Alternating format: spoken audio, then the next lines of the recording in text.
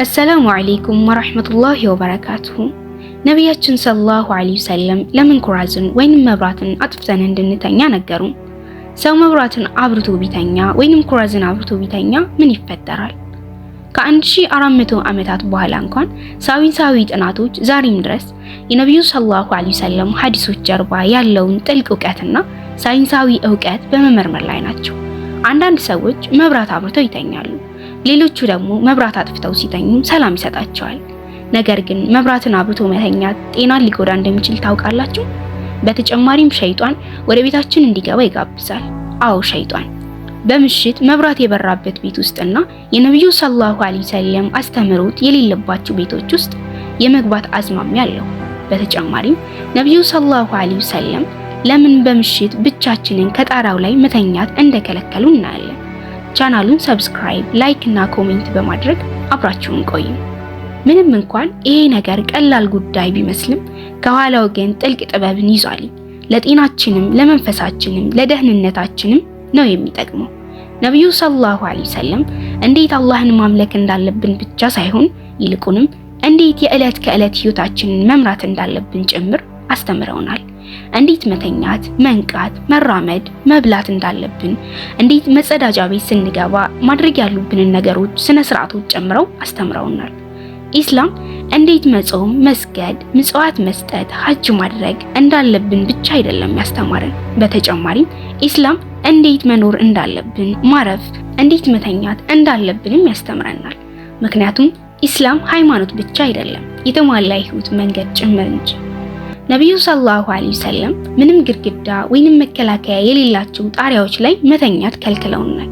ምክንያቱም በእንቅልፍ ወቅት በእንደዚህ ያሉ ቦታዎች ላይ መተኛት ሳናቀው እንድንወድቅ እንዲያደርገን ስለሚችል ነው። ነብዩ ሰለላሁ ዐለይሂ ወሰለም ከመተኛታችን በፊት ኩል መጠቀምን ያበረታታሉ።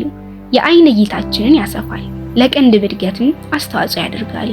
ሌላው የነብዩ ሰለላሁ ዐለይሂ ወሰለም አስፈላጊ ትምህርት ከመተኛታችን በፊት ፍራሻችንን ማራገፍ ይኖርብናል።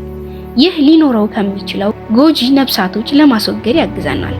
እንደሚሉትም ከሆነ ሰው ለመተኛት ወደ አልጋው ሲሄድ የጨርቁን ውስጠኛ ክፍል ያራግፈው ቢስሚላህ ይበል ብለዋል። ምን ሊገባበት እንደሚችል አያውቅምና።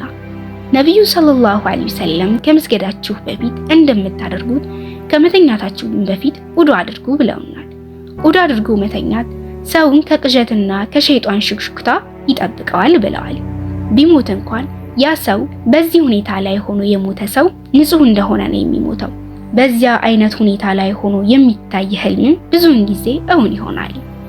የተከበሩት ኹዘይፋ ረዲየላሁ ዐንሁ እንደተናገሩት የአላህ መልእክተኛ ሰለላሁ ዐለይሂ ወሰለም ለመተኛት በምሽት ሲሄዱ እጃቸውን በጉንጫቸው ስር ያደርጉና እንዲህ ይላሉ፣ አላሁመ ቢስሚከ አሙት ወአህያ፣ አላህ ሆይ በስምህ እሞታለሁ በስምህ እኖራለሁ ማለት ነው።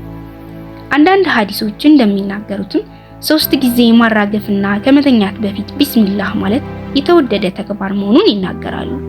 ሌላው ነብዩ መሐመድ ሰለላሁ ዐለይሂ ወሰለም ከመተኛታቸው በፊት ብርሃን ሰጪ ነገሮችን ማጥፋት እንዳለብን በጥብቅ አሳስበውናል። እንዲህም ብለዋል፣ በምሽት ለመተኛት ስትሄዱ ኩራዝን አጥፉ፣ ጉዳት እንዳያገኛችሁ። ዑመር ረዲየላሁ ዐንሁ እንደተናገሩት በምሽት ልትተኙ ስትሄዱ እሳት ወይም ኩራዝ በቤት ውስጥ እየነደደ አትተኙ ብለዋል። ይህ ሐዲስ በዚህ ዘመን ላለነውም ይሆናል። ስቶቭ ወይንም የጋዝ ምድጃዎች፣ ማሞቂያዎች ወይንም ሂልተርና የኤሌክትሪክ ብርሃኖች ብዙውን ጊዜ የእነዚህን ነገሮች ከፍቶ መተኛት ከባድ አደጋ ይፈጥራል። ቤቱ በእሳት ሊያያዝ ይችላል። ሰዎች በመታፈል ሊሞቱ ይችላሉ። በአንድ ሐዲስ መሰረት አይጥ በምሽት ከእሳቱ ወይንም ኩራዙ ጋር ልትጋጭና ቤቱን በእሳት ልታያይዘው ትችላለች። ዘመናዊ ጥናት እንደሚያሳዩት በምሽት መብራት አብርቶ የሚተኙ ሰዎች እንደ ካንሰርና የቆዳ በሽታ ያሉ ከባድ በሽታዎች የመጠቃት እድላቸው ሰፊ እንደሆነ ያሳያል። በተጨማሪም መብራት አብርቶ መተኛት የሆርሞን ሚዛንን ይረብሻል፣ የእንቅልፍ ጥራትን ይቀንሳል፣ የአእምሮ ውጥረትን ይጨምራል። ስለዚህ ከአካላዊነት ከአእምሮና ከመንፈሳዊነት አንፃር የተሻለ ልምድ ሁሉንም መብራቶች አጥፍቶ መተኛት ነው፣ ሰላማዊ እረፍት ለማግኘት። አንድ ቀን ነብዩ ሰለላሁ ዐለይሂ ወሰለም ለባልደረቦቻቸው እንዲህ እያሏቸው ነበር፣ ውሃን ስትጠጡ በጥንቃቄና በእርጋታ በሶስት ጊዜ እፉት እያላችሁ ጠጡ እያሉ ሲናገሩ በአጋጣሚ ይህንን ንግግራቸውን አንድ አይሁድ እያዳመጠ ነበር። የዛን ዕለት ምሽት ውሃ ጠምቶት ነበርና ለባለቤቱ አንድ ብርጭቆ ውሃ ስጪኝ፣ ነገር ግን በብርጭቆ ውስጥ ሌላ ምንም ነገር አለመኖሩን አረጋግጫ አላት። ሚስቱም እሱን እንዴት ማረጋገጥ እችላለሁ? ክፍሉ ውስጥ ያለው መብራት እኮ ጠፍቷል አለችው። በዚህ ውጥረት ውስጥ የገባው አይሁድ በቁጣ ከተኛበት ተነስቶ ኩራዙን ለኮሰው። ሚስቱ ውሃውን ይዛለት ስትመጣ ጥቁር መርዛማ ጊንጥ በብርጭቆ ውስጥ እየተንሳፈፈ ነበር። በማግስቱ ጠዋት ያጋጠመው ሙሉ ታሪክ ለነቢያችን ሰለላሁ ዐለይሂ ወሰለም ነገራቸው። ከዚያም ስሜት የሰራው አካላቱን ተቆጣጥሮ እንደዚህ አላቸው። በሰው ልጅ ሕይወት በዚህን ያክል የሚጨነቅ ሃይማኖት በእርግጠኝነት የሰውን ልጅም ከጀሃነም ሳይጠብቀው አይቀርም አለና ኢስላምን ተቀብሎ ሙስሊም ሆነ። አልሐምዱሊላህ።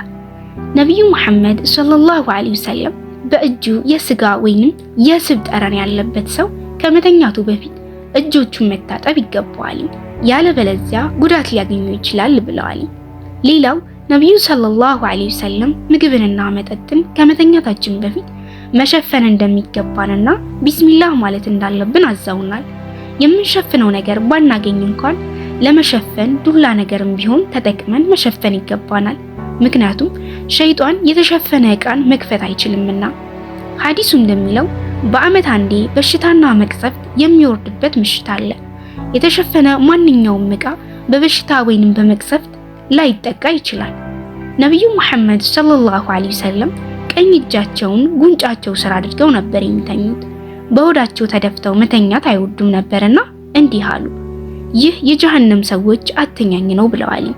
አላህ በሱረቱል ቀመር እንዲህ ይላል፣ በእሳት ውስጥ በፊቶቻቸው በሚጎተቱበት ቀን የሰቀልን እሳት ቅመሱ ይባላሉ። አላህ ይጠብቀን። ሌላው ነብዩ ሰለላሁ ዐለይሂ ወሰለም ልጆቻቸውን እድሜያቸው 7 ዓመት ሲደርስ እንዲሰግዱ አዘዟቸው። 10 ዓመታቸው ካልሰገዱ ስርዓት አስይዟቸው አልጋቸውንም ለዩ ብለዋል። ነብዩ ሰለላሁ ዐለይሂ ወሰለም ከኢሻ ሶላት በኋላ ብዙም ሳይቆዩ ለፈጅር ቶሎ መንቃት እንዲችሉ በጊዜ ይተኛሉ። አላህ ሆይ የፍጥረታት ሁሉ ፈጣሪ ሆንከው ጌታ፣ እጅግ ሩህሩህና አዛኝ ሆንከው ጌታ፣ አንተን በሙሉ ትህትናና ትኩረት ፊቴን ወደ አንተ አዞራለሁ። የአንተን መመሪያና ድጋፍ እሻለሁ። በሶላቴም ላይ እንድጸና በርታኝ። የስኬትን በር ክፈትልኝ በዱንያም በአኺራ አሚን።